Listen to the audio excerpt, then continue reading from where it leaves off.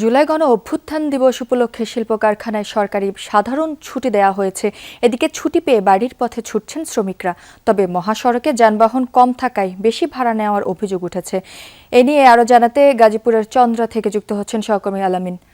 আলামিন, বেশি ভাড়া নেওয়ার বিষয়ে কি বলছে যাত্রীরা, আর প্রশাসনের পক্ষ থেকে কি কোনো ব্যবস্থা নেওয়া হয়েছে কিনা জানাবেন।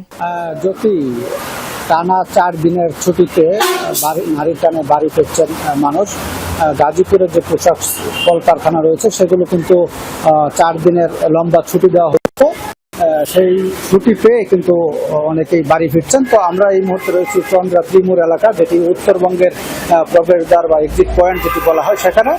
এখানে আমরা দেখছি যে যারা বাড়ি ফিরছেন মানুষ, তাদের কাছ থেকে অতিরিক্ত ভাড়া আদায়ের অভিযোগ করছেন যাত্রীরা। তারা বলছেন যে সাধারণ সময়ে তারা 100 থেকে 150 টাকায় যেই জায়গাটুকু যেতে পারতেন বা যেখানে 100 থেকে 150 টাকা ভাড়া নেওয়া হতো, সেখানে এখন 400 টাকা 350 টাকা এরকম নেওয়া হচ্ছে।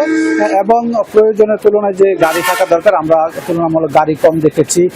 সেই অজুহাতকে কাজে লাগিয়ে কিন্তু মূলত এই যে পরিবহনগুলো তারা অতিরিক্ত ভাড়া আদায় করছেন। তারা বরাবরই বলছেন যাত্রীরা যে কোনো না কোনো একটা অজুহাত দেখিয়ে এই সাধারণ ছুটি বা বিভিন্ন সময়ে সময় নিয়ে তারা অতিরিক্ত ভাড়া আদায় করছেন। তো আমরা কিন্তু এখানে কোনো প্রশাসনের লোক বা কোনো পুলিশ বা আইন শৃঙ্খলা রক্ষাকারী বাহিনী, ট্রাফিক পুলিশ তাদেরকে দেখিনি।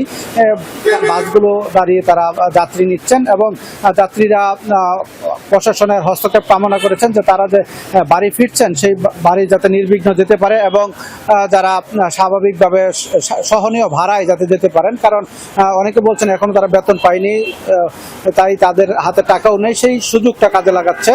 তো সহনীয় ভাড়া আসবে এবং স্বাভাবিক সময়ে যে ভাড়া থাকে সেই ভাড়া দিয়ে যেতে পারবেন, এমনটা প্রত্যাশা করছেন যাত্রীরা। তো এই ছিল আমার কাছে গাজীপুরের চন্দ্রা থেকে সড়ক পরিস্থিতির সর্বশেষ অবস্থা। আলামিন, আপনাকে ধন্যবাদ সেখানকার বিস্তারিত জানানোর জন্য।